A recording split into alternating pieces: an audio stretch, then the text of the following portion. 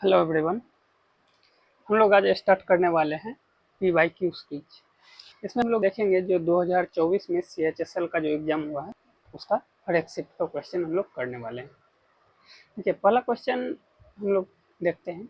बोला गया है कि किसी कंपनी का जो है स्पेयर पार्ट किसी कंपनी का स्पेयर पार्ट विनिर्माण के लिए 5 संयंत्र है। प्रत्येक संयंत्र जो स्थानीय गुणवत्ता यानी लोकल क्वालिटी और निर्यात गुणवत्ता यानी एक्सपोर्ट विनिर्माण करता है। उच्चतम विनिर्माण संयंत्र के स्थानीय, तो बोला क्या गया है कि उच्चतम विनिर्माण संयंत्र की स्थानीय गुणवत्ता और निर्यात गुणवत्ता का उत्पादन। तो यहाँ पे देखेंगे, तो एक बार ट्राई कीजिए आप लोग थोड़ा सा, फिर हम करते। देखिए यहाँ पे हम लोग बोला क्या गया कि उच्चतम विनिर्माण। तो उच्चतम विनिर्माण देखेंगे किसमें है, इसमें कितना है 401 500, ये पहला ए में कितना है 560, बी में कितना हो रहा है 301 400, ये 500 कर रहा है टोटल विनिर्माण, और सी में क्या कर रहा है 360 और 120 यानी 480, और डी में कितना कर रहा है 480 40 520, और ई में कितना कर रहा है 400 प्लस 100 440 प्लस 110 तो यानी 550। तो सबसे ज्यादा हाईएस्ट विनिर्माण किस में है, ए में है। और इसी का पूछा क्या गया है कि लोकल क्वालिटी और एक्सपोर्ट क्वालिटी का। लोकल क्वालिटी कितना है 420 है, और एक्सपोर्ट क्वालिटी कितना है तो 140 है। तो इसी का रेशियो पूछा, तो यहाँ से रेशियो क्या आ जाएगा 3:1, ये हमारा आंसर हो जाएगा। इसके बाद देखते हैं अगला क्वेश्चन। अगला क्वेश्चन क्या दिया हुआ है कि एक मोटरसाइकिल जो है अपनी यात्रा के पहले 60 किलोमीटर दूरी को 40 किलोमीटर पर, देखिए 60 किलोमीटर दूरी को 40 के स्पीड से तय करेगा, तो कितना टाइम लग जाएगा 3/2 आवर्स।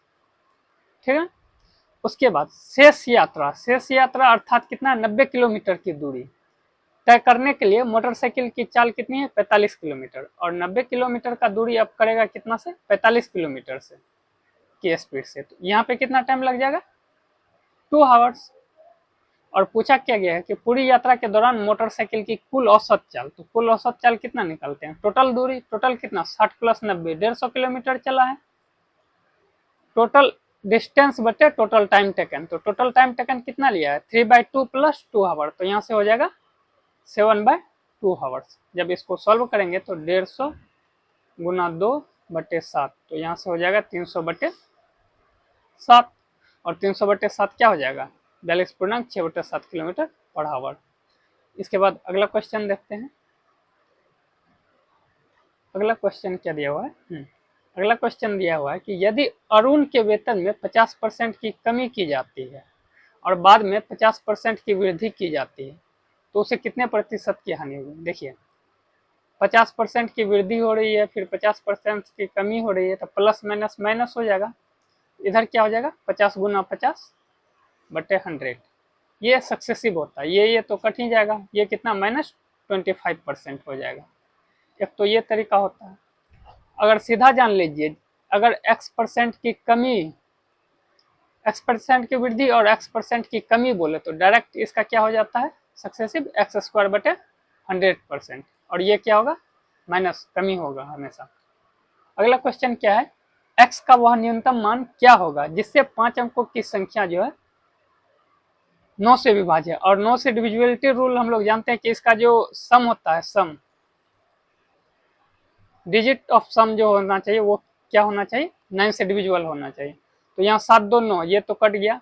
इधर क्या बच्चा 6 + 5 + x, 6 + 5 + x, तो 6 5 11। अब 11 में क्या ऐसा जोड़ेंगे जो कि 9 से डिविजिबल हो जाए। तो 11 में 4 जोड़ेंगे 15 नहीं हो पाता, 11 9 20 नहीं हो पाता, 11 3 14 ये भी नहीं, 11 7, 11 में अगर 7 जोड़ेंगे तो ये कितना हो जाएगा 18 हो जाएगा, और यही हमारा आंसर हो जाएगा। उसके बाद अगला क्वेश्चन देखते हैं। अगला क्वेश्चन क्या है मेरा स्टेटमेंट वाइज है, इस क्वेश्चन को देखते हैं। देखिए निम्नलिखित में से कौन सा कथन सही है। तो पहला दिया हुआ है कि चक्रीय चतुर्भुज के कोनों का योग सदैव 180 डिग्री, ये तो पहले ही गलत है क्योंकि चक्रीय चतुर्भुज के कोनों का योग सदैव कितना होगा 360 डिग्री होगा। दूसरा क्या बोला गया कि बराबर लंबाई वाली जीवाएं वृत्त के केंद्र से समान दूरी पर होती है। देखिए बराबर लंबाई वाली जीवाएं वृत्त के केंद्र से समान दूरी पर होती है, ये तो सही है, लेकिन बोला क्या गया कि लेकिन सदैव जो वृत्त के केंद्र पर समान कोण अंतरित नहीं करती है, लेकिन ये गलत है। अगर जब ये मेरा सर्कल है, अगर ये भी समान जीवा है और ये भी समान जीवा है, अगर ये मेरा सेंटर है, अगर ये यहाँ से तो सेम डिस्टेंस पे होगा ही, लेकिन ये जो सेंटर पे अगर एंगल बनाएगा तो जो इस एंगल का मान होगा वो यहाँ से भी बनाएगा, तो ये एंगल का भी मान वही होगा, तो दोनों सेम होना चाहिए। लेकिन यहाँ पे बोला क्या है कि सेम समान कोण अंतरित नहीं करती है, इसलिए ये स्टेटमेंट गलत है। इसके बाद तीसरा क्या बोला है कि यदि दो वृत्त एक दूसरे को स्पर्श करते हैं, देखिए दो वृत्त अगर एक दूसरे को स्पर्श करते हैं तो संपर्क बिंदु, जो ये संपर्क बिंदु है दोनों केंद्रों को जोड़ने वाले, तो अगर दोनों का सेंटर ये होगा तो ये कहीं संपर्क बिंदु होगा, तो ये दोनों केंद्रों को जोड़ेगा ही, तो ये स्टेटमेंट सही है। अब चौथा स्टेटमेंट देखते हैं कि वृत्त के एक ही खंड में चाप द्वारा अंतरित कोण का अनुपात 2:1 होता है, ये गलत है। अब इसको समझाते हैं, थोड़ा सा इसको क्लियर कर लेते हैं। ये देखिए, जैसे ये एक मेरा सर्कल है, ठीक है, ये आर्क मान लिए, ये आर्क है मेरा, तो अगर हम इस आर्क से यहाँ बनाए एंगल और एक एंगल यहाँ बनाए, तो जो एंगल मेरा यहाँ पे अगर थीटा बनेगा तो यहाँ पे भी क्या बनेगा, थीटा बनेगा। लेकिन अगर सेंटर पे इसी आर्क से बनाएंगे तो ये क्या हो जाएगा, अगर यहाँ थीटा बन रहा तो यहाँ 2 थीटा हो जाएगा। जब ये सेंटर पर बोला क्या गया है कि वृत्त के एक ही खंड में चाप द्वारा बनाया गया, मतलब ये जो एंगल है ये क्या 1:1 का रेशियो में होगा। अगर यही बोलता कि सेंटर पर यहाँ पेरीमीटर और सेंटर पे बोलता, तो पेरीमीटर और सेंटर पे बोलता, तब यहाँ पे रेशियो क्या हो जाता, सेंटर पर 2 गुना बनता और पेरीमीटर पर 1:2 का रेशियो हो जाता। लेकिन यहाँ पे बोल रहा है कि एक ही खंड में, तो एक ही खंड में बोल रहा था, यहाँ पे क्या 1:1 का रेशियो होना चाहिए, इसलिए ये गलत। ओके, उसके बाद अगला चलते हैं हम लोग। अगला क्या है, समझ में आ गया, यहाँ पे ये कर लेते हैं।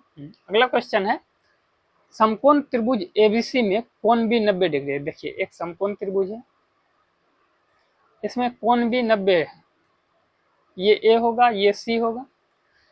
कोण ए एवं कोण सी जो न्यून कोण है, यदि कोसेक ए बराबर कितना दिया हुआ है,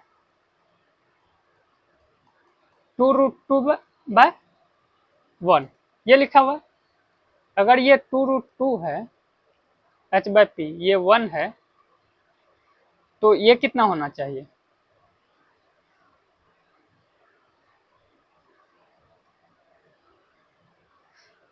ये वाला निकालिए, ये कितना होना चाहिए, तो ये कितना हो जाएगा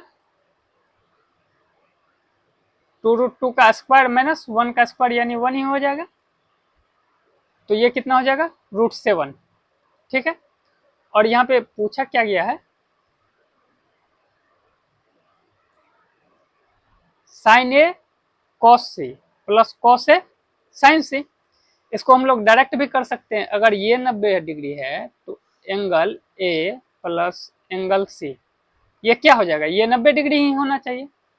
अब यहाँ से देखिए, तो ये sine A cos C plus cos A sine C ये लिखा हुआ है क्या, साइन ए प्लस बी का फॉर्मूला, यानी साइन ए प्लस सी, और sine A plus C angle A plus C का मान क्या 90 डिग्री, तो साइन 90 डिग्री बराबर क्या हो जाएगा 1 हो जाएगा। इतना हमको करने का जरूरत भी नहीं था, ये हमको करने का जरूरत भी नहीं था, डायरेक्ट हम लिख सकते थे ये देख के।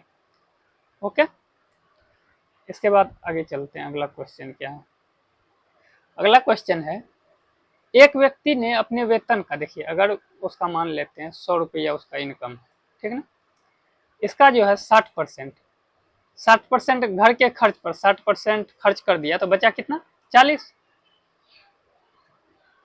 और 20 मतलब इसका जो वेतन का क्या 20% और खर्च कर दिया, और 20% ऐसे समझने में आप लोग को दिक्कत हो जाएगी। 100 है, 100 में से 60% खर्च कर दिया होम पर, 20% किस पर, किराए पर।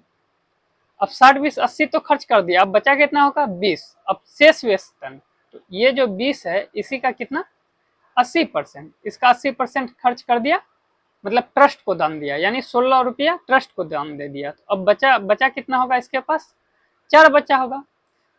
और क्वेश्चन के अनुसार बोला क्या, यदि उसके पास 20,000 शेष बचे, यानी यही 4 का मान कितना है 20,000।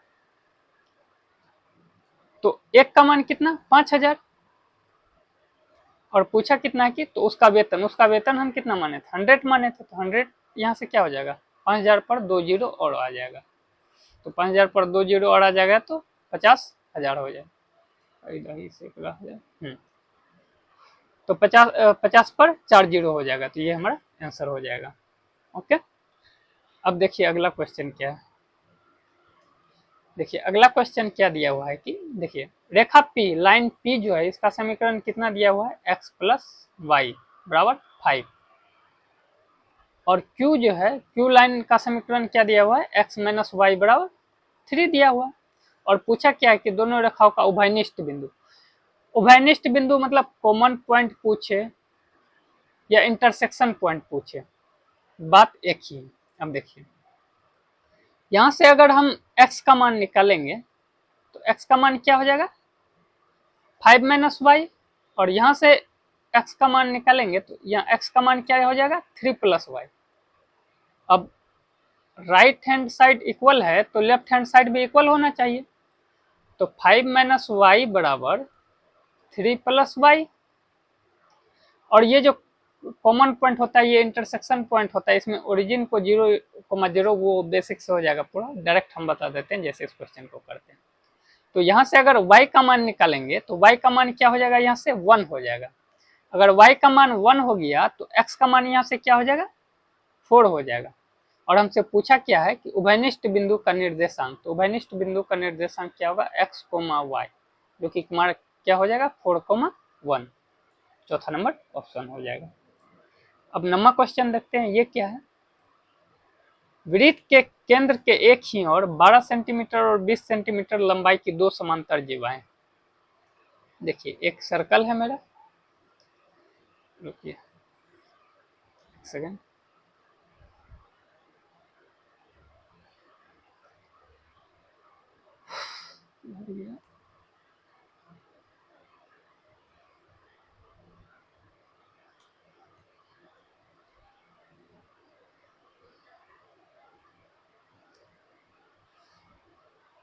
ये सर्कल ले लिए, ठीक ना। उसके बाद वृत्त के केंद्र के एक ही ओर बोला गया है।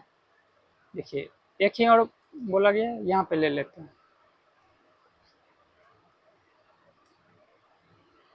एक ही ओर ये 12 सेंटीमीटर का है, और दूसरा जो है कितना 20 सेंटीमीटर लंबाई का। ये मेरा सेंटर है, ये 20 सेंटीमीटर का है, और वृत्त की त्रिज्या जो है कितना 5√13 दिया गया है। तो वृत्त की त्रिज्या ये क्या हो जाएगा 5√13, और इन जीवाओं के बीच की दूरी पूछा गया, तो ये जो जीवाएं हैं इसके बीच की ये दूरी हमको निकालना है। अगर रेडियस से पहले हम यहाँ खींच लेंगे, अगर इसको x मानते हैं तो रेडियस से जो ये लाइन जीवा पर जाएगा तो ये इसको इक्वल इक्वल पार्ट में डिवाइड करेगा, तो ये क्या हो जाएगा 10 हो जाएगा। अगर ये 10 हो गया तो यहाँ से x का मान निकालेंगे, x बराबर क्या हो जाएगा, ये देखिए तो राइट एंगल ट्रायंगल बन रहा है ना, तो राइट एंगल ट्रायंगल बन रहा है तो हाइपोटेनस के स्क्वायर में इसको माइनस कर देंगे, तो वही करेंगे हम लोग। तो यहाँ से कितना हो जाएगा 25 गुना 13 माइनस 100, और क्या हो जाएगा इसका ओवर रूट। तो x यहाँ से हो जाएगा कितना 25 ढंग 250, 75, 325 माइनस 100 तो 225, तो x बराबर 15, और ये जो है x का मान ये 15 आ गया, और ये यहाँ से भी अगर रेडियस मिलेंगे तो ये तो भी तो 5√13 होगा, तो यानी x प्लस अगर यहाँ पे मान लेते हैं y, तो ये 15 प्लस वाई डायरेक्ट लिख देते हैं। 15 प्लस वाई बराबर क्या हो जाएगा 5 ये तो 6 हो जाएगा, सॉरी मिस्टेक यहाँ पे 6 हो जाएगा, तो 5√13 का स्क्वायर माइनस 6 का स्क्वायर, तो यहाँ से 15 प्लस वाई बराबर क्या आ जाएगा, इधर करेंगे तो ये 225 था माइनस 36, तो ये कितना 225, एक सेकेंड 25 250 सॉरी 325 ना, हाँ 325 मिस्टेक यहाँ लिखने में हुई, और यहाँ पे भी ये सही था मिस्टेक, ये सही था 225 रूट के अंदर आएगा, यहाँ पे मिस्टेक हो गया, 325 माइनस 36, तो ये कितना 289 हो जाएगा। तो यहाँ से y का मान क्या आ गया, 17 माइनस 15 यानी 2। तो y का मान क्या हो जाएगा, ये जो डिस्टेंस है, ये डिस्टेंस, ये कितना हो जाएगा, 2 हो जाएगा, और यही हमारा आंसर हो जाएगा। इसके बाद अगला क्वेश्चन देखते हैं।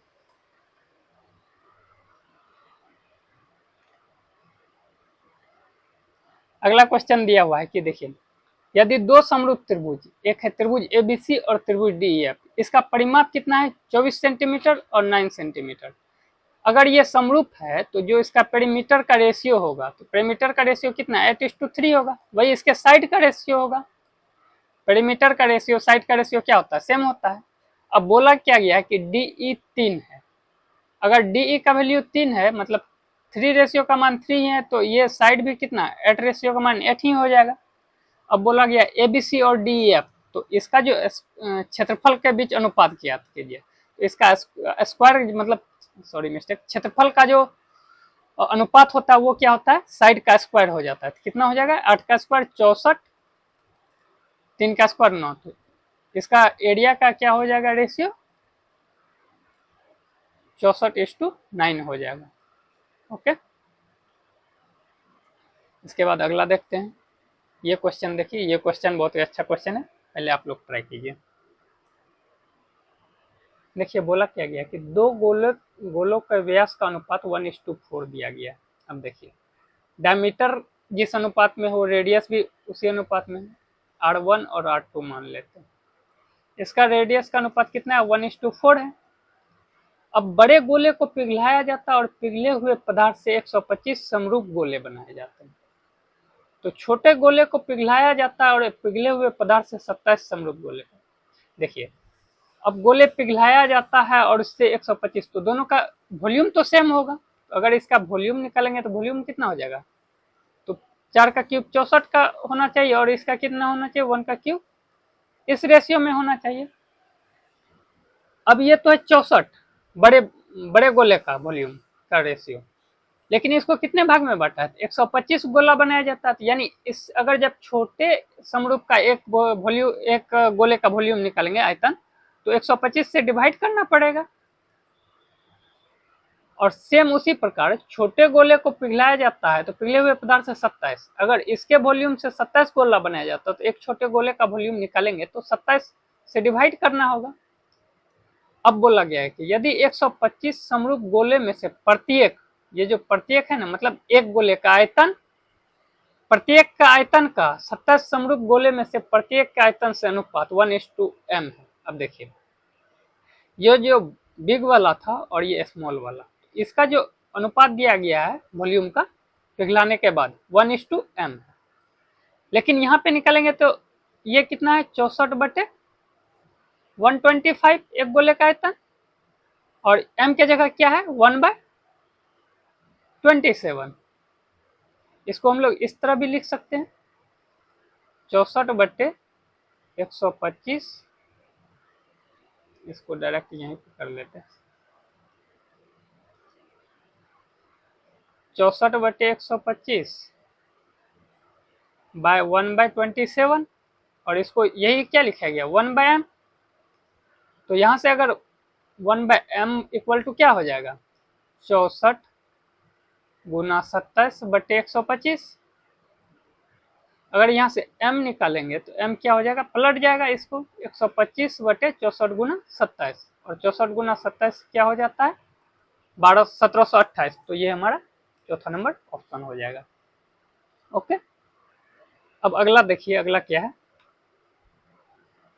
बोला गया है कि एक दुकानदार जो है तेल का मूल्य 40% अधिक अंकित करता है। देखिए 40% का फ्रैक्शन वैल्यू क्या होता है, 2/5, यानी सामान है उसका 5 रुपया का, लेकिन उसको उसका दाम कितना रख देता है, 7 रुपये। और एक खराब तराजू का उपयोग करता है जो 15% कम मापती है। अब खराब तराजू का उपयोग करता है 15%, इसका फ्रैक्शन वैल्यू कितना होता है, 3/20, यानी वजन 20 है तो उसको देगा कितना, 17। कहने का मतलब पैसा लेगा 20 रुपये 20 सामान का, लेकिन सामान उसको कितना देगा, 17 रुपया का। तो फायदा इसमें प्रॉफिट जब बेईमान वाला या दुकानदार दे तो उसमें प्रॉफिट एक तरफ फायदा जो होता है, लाभ एक तरफ लिखते हैं, और जो उसका मेन ये रेशियो होता है वो एक तरफ लिखते हैं। अब देखिए, पैसा तो लगेगा ये 20 सामान का, लेकिन सामान उसको देगा कितना, 17 रुपया का। ठीक है, यदि दुकानदार 32% की छूट देता, अब देखिए 32% का छूट, 32% का फ्रैक्शन वैल्यू क्या हो जाता है, 4/25, सॉरी 8/25, यानी सामान 25 का है, लेकिन उस पर 8 का छूट देके कितना में बेचेगा, 17 में। तो फाइनल हमको निकालना है, तो फाइनल यहाँ 17 से 17 कट जाएगा, 25 पचे 125 और 20 सत्ते 140। तो पूछा क्या है, 125 का सामान फाइनली वो कितना में दे रहा है, 140 में। 15 रुपया का लाभ कमा रहा है किस पर, 125 पर। तो यहाँ से निकालेंगे तो 3 पचे 15, 25 पचे 125, तो 3/25 क्या होता है, 12%। तो यहाँ से कितना, 12% का लाभ हो जाएगा। ओके, अब ये देखिए, पी क्यू और पी आर केंद्र ओ वाले वृत्त की दो स्पर्श रेखा है। जैसे ये एक वृत्त है, इसकी दो स्पर्श रेखा है, ये पी क्यू, सॉरी ये पी क्यू और पी आर। ठीक है, यहाँ पे केंद्र ओ है, और बोला क्या है, Q O R, Q O R, Q O R ये 150 है, 150 डिग्री। तो क्यू पी आर पूछा, तो क्यू पी आर कितना हो जाएगा, ये जानते हैं कि अगर जब ये स्पर्श रेखा है तो ये दोनों एंगल का सम कितना होता है, 180 होता है। तो ये 150 है, तो ये कितना हो जाएगा, 30 डिग्री हो जाएगा। तो ये हमारा आंसर हो जाएगा। वरना अगर ऐसे निकलना चाहे तो यहाँ से लाइन खींच के फिर सिमिलरिटी से निकलेगा। आगे देखिए क्या बोला गया, एक दुकानदार एक वस्तु को अंकित मूल्य पर 40% की वृद्धि करने का निर्णय लेता। देखिए, एक दुकानदार एक वस्तु के अंकित मूल्य पर, माने कि अभी उसका अंकित मूल्य 100 रुपया है, इसमें जो 40% का वृद्धि करेगा, अब सामान का अंकित मूल्य कितना हो गया, 140 हो गया। अब बोला क्या है कि वस्तु को मूल अंकित मूल्य कितना था, 100 था। मूल अंकित पर बेच पाने के लिए कितने प्रतिशत की छूट देनी, यानी 140 जो किया है, बेचना इसको 100 में है, तो 100 में बेचना है, कितना का छूट देना चाहिए, 40 रुपया का। तो 40 रुपया की छूट देगा किस पे, 140 पे। तो पूछा है वही कितना परसेंट, यहाँ से परसेंट निकाल लेंगे, तो 400/14। तो यहाँ से कितना हो जाएगा, 14 दूना 28, 12, तो 64, 98, 14, 8 72 से 28.4/7%, ये हमारा आंसर हो जाएगा। इसके बाद अगला क्वेश्चन देखते हैं। अगला क्वेश्चन क्या दिया हुआ है कि एक घन का पृष्ठीय क्षेत्रफल। अब घन का पृष्ठीय क्षेत्रफल सबको पता है 6 × a², और ये कितना दिया हुआ, 486। तो यहाँ से a का मान क्या आ जाएगा, a² हो जाएगा कितना, 648 1, तो a का मान 9 हो जाएगा। और पूछा है इसका वॉल्यूम, तो वॉल्यूम क्या होता है, तो एक क्यूब हो जाएगा कितना, 9 क्यूब हो जाएगा 729 सेंटीमीटर पर क्यूब। इसके बाद अगला देखते हैं। देखिए, राधिका ने एक बैंक कैशियर से अनुरोध किया कि वह उसे 1845 के चेक के बदले में, 1845 रुपया का जो चेक देता उसके बदले में सिक्का दे दे।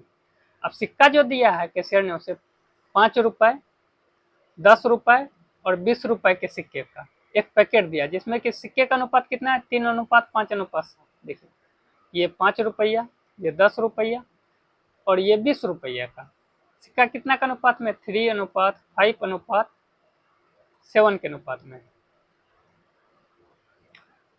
और टोटल पैसा कितना मिला है, 1845 रुपया। अगर 5 रुपये का 3 सिक्का, इसको x मान लेते हैं, 3x 5x 7x, 5 रुपया का 3 तो 15, 5 रुपया का 3x तो 15x रुपये, प्लस 10 का कितना 5x तो 50x, और 20 का कितना 7x तो 140x। यही टोटल कितना 1845 रुपया के बराबर होगा। यहां से देखें तो कितना 140 50 205x बराबर 1845। तो यहाँ से x का मान अगर निकालेंगे तो x का मान यहाँ से क्या आ जाएगा, 9 आ जाएगा। और हमसे पूछा क्या है, उसके द्वारा प्राप्त सबसे छोटे सिक्के की संख्या। तो x का मान 9 आ गया, तो 3x यानी 3 गुना 9 कितना, 27। और 27 5 का कितना सिक्का, सबसे छोटा बोला गया, सबसे छोटा 5 ही। तो 5 का 27 सिक्का कितना हो जाएगा, 135 रुपया हो जाएगा। इसके बाद अगला क्वेश्चन चलेंगे। अगला क्वेश्चन क्या दिया हुआ है कि दी गई तालिका क्षेत्र में विभिन्न विषयों में प्राप्त अंकों का प्रतिशत दर्शाता है। तालिका का अध्ययन करें और नीचे दिए गए प्रश्न का उत्तर दें। और बोला क्या गया कि मोहन द्वारा प्राप्त अंक, इसको सॉल्व कीजिए फिर हम बताते हैं। देखिए अब तो जितने मतलब फ्रेशर होंगे या फिर कुछ रिपीटर्स भी, वो इसको करते कैसे होंगे। जैसे ये भौतिक विज्ञान में टोटल मार्क्स है 300, अब मोहन का पूछा है 300 का पहले 80% निकालेंगे, फिर इस 300 का 60% निकालेंगे, फिर इसको ऐड करके फिर ओवरऑल का परसेंटेज निकालेंगे। लेकिन हम ऐसे नहीं करेंगे, हम डायरेक्ट कैसे करेंगे, देखिए डेविएशन से। कितना है टोटल, ये देखिए यहाँ पे 300 है, ये भी 300 मार्क्स है, और यहाँ पे कितना 100 है, और यहाँ पे कितना है 100 है, और इसमें कितना फुल मार्क्स 200 है। अगर इसका रेशियो लेंगे तो 3 3 1 1 2, ये रेशियो आ जाएगा। अब मोहन जो है ये क्या परसेंटेज में दिया हुआ है, बोला गया विभिन्न विषय में प्राप्त अंकों का प्रतिशत दर्शाता, ना कि अंक है, ये गलती नहीं कीजिएगा। यहाँ पर 80% है, 60% है, 70% है, 95%, और यहाँ पे लास्ट में कितना है 80%। और हमसे ओवरऑल निकालना, तो ओवरऑल निकालने के लिए हम डेविएशन लगा सकते हैं। लेट मान लेते हैं पहले क्या 80% ये ओवरऑल क्या होगा, अब यहाँ से देखते हैं। यहाँ पे तो 0 होगा, यहाँ पे कितना -20 कम है, लेकिन आंकड़ा कितना है 3 है, तो -20 गुना 3 -60 कम लाया होगा। अब यहाँ पे 80% लाना था लेकिन 70 लाया तो कितना -10 लाया है, कितना आंकड़ा है तो 1 पे, तो -10।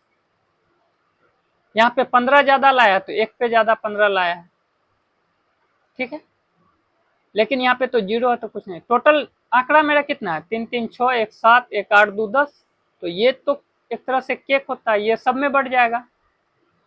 तो 10 आंकड़ों में इसको इक्वल बांट देंगे, तो यहाँ से कितना आ जाएगा -60 -10 -70, 70 में से 15 माइनस हो जाएगा, तो -55/10, यानी 80% में -5.5 माइनस करना होगा, क्योंकि 55/10 यानी -5.5। तो 80 में से -5.5 घटा देंगे तो ये कितना हो जाएगा 74.5, हमारा आंसर हो जाएगा। ओके, इसके बाद अगला देखते हैं, अगला क्वेश्चन क्या है। देखिए एक व्यक्ति जो है 5 किलोमीटर पर हॉल की चाल से चलते हुए एक निश्चित दूरी को कितना 3 घंटे 45 मिनट और करता है। यदि वह समान दूरी को एक साइकिल द्वारा 2 घंटे 10 मिनट में तय करता है। अब देखिए डिस्टेंस कांस्टेंट है, डिस्टेंस अगर कांस्टेंट है तो जो टाइम का रेशियो होता है वही स्पीड का रेशियो सेम हो जाएगा। तो यहां से देखिए अब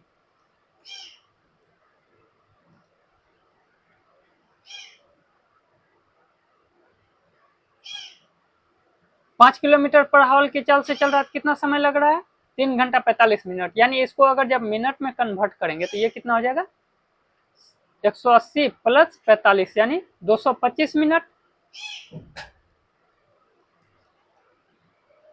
और यहाँ पे साइकिल द्वारा कितना में 60 दूना 180 10 190 सॉरी 130 ये हो जाएगा।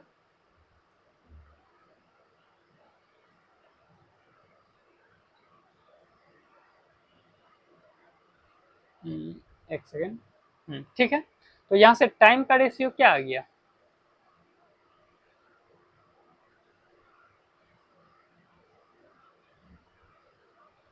ये हो जाएगा कितना 5 से अगर देंगे तो ये 45 और ये 26।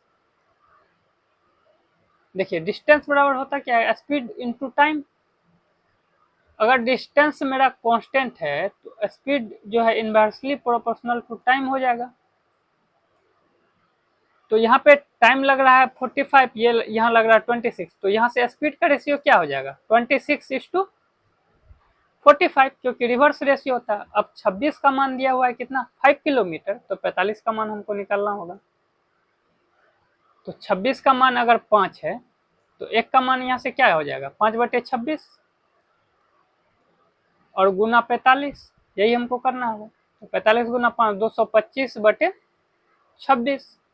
अगर इसको जब आप डिवाइड कीजिएगा तो 26 गुना 8 कितना हो जाएगा 208। 26 गुना 8 208 प्लस 17/26, यानी चौथा नंबर ऑप्शन हमारा हो जाएगा। इसके बाद अगला क्वेश्चन देखते हैं।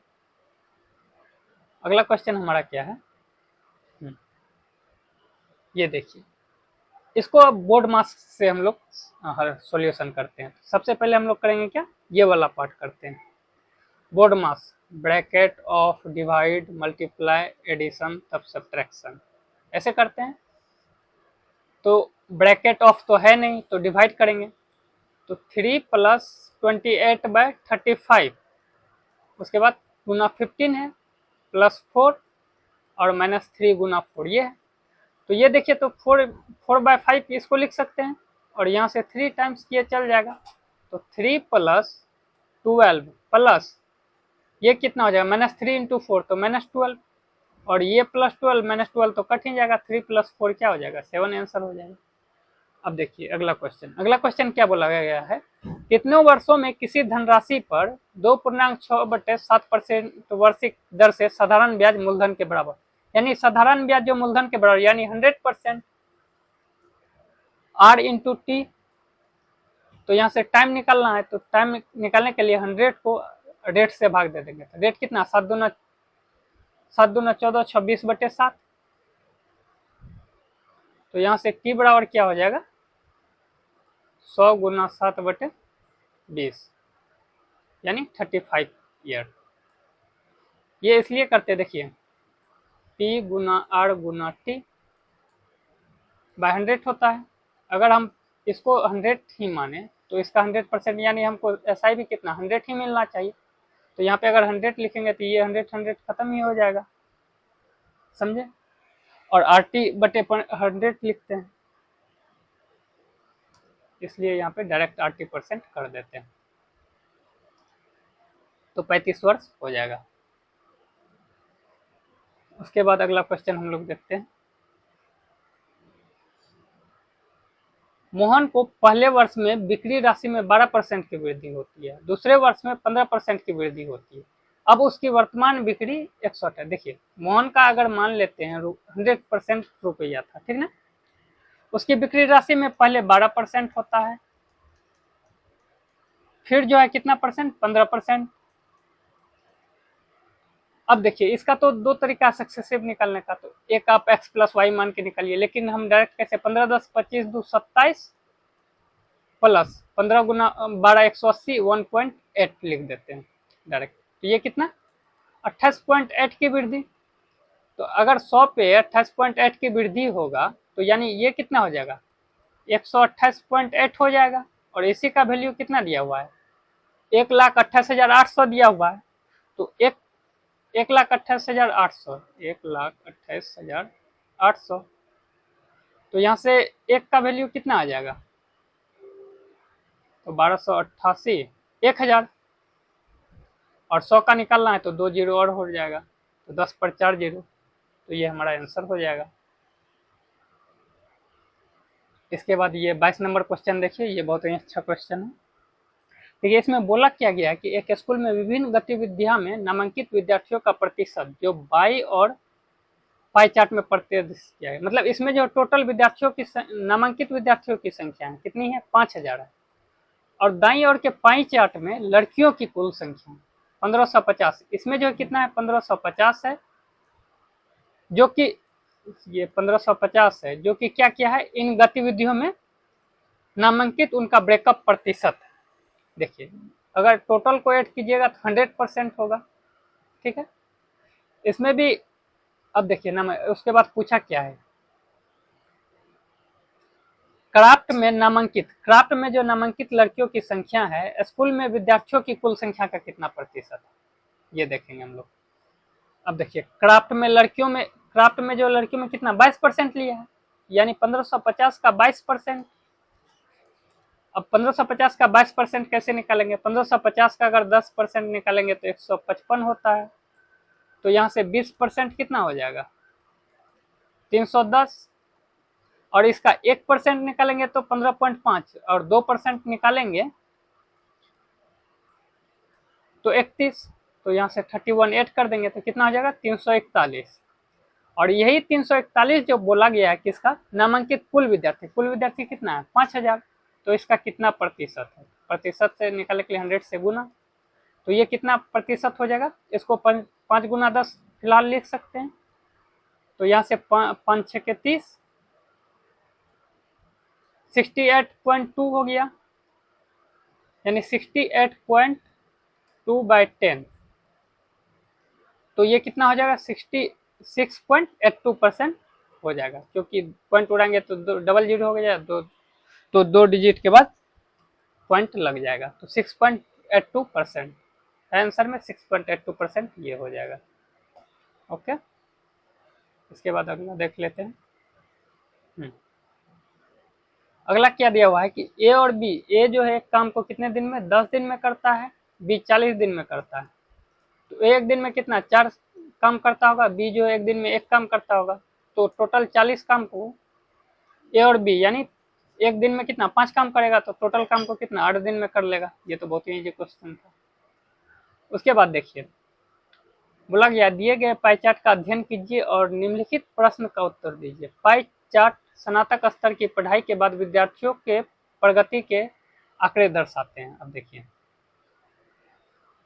इस डाटा को देखिए, थोड़ा सा इसको कर लेते हैं।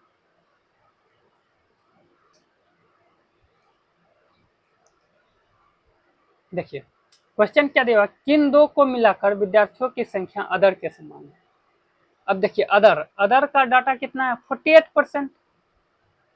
अब हम इसको ऑप्शन से जाएंगे, ठीक है। ऑप्शन हम लोग देखते हैं।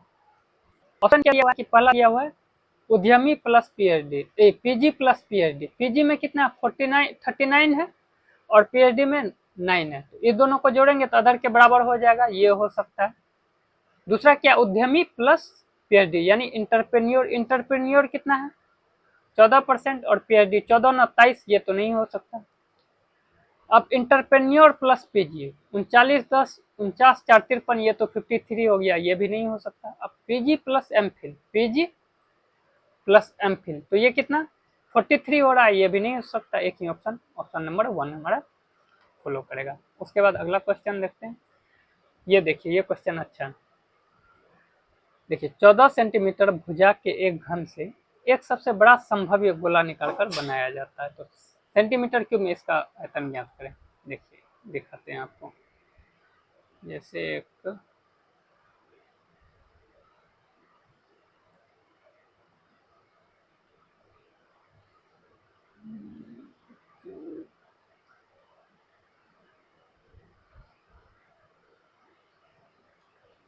इसमें नहीं है क्या? चलिए हम जैसे बनवाते हैं।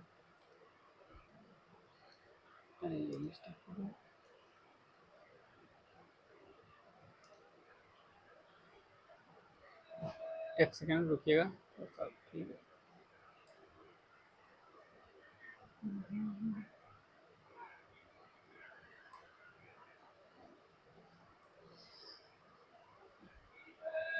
ठीक है।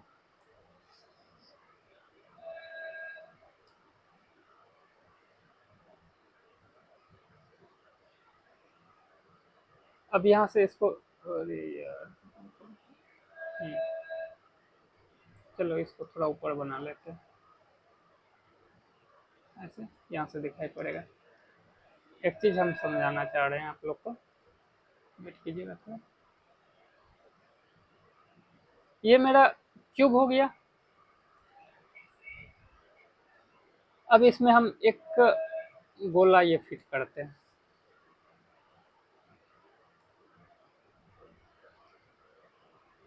अगर ये गोला फिट करेंगे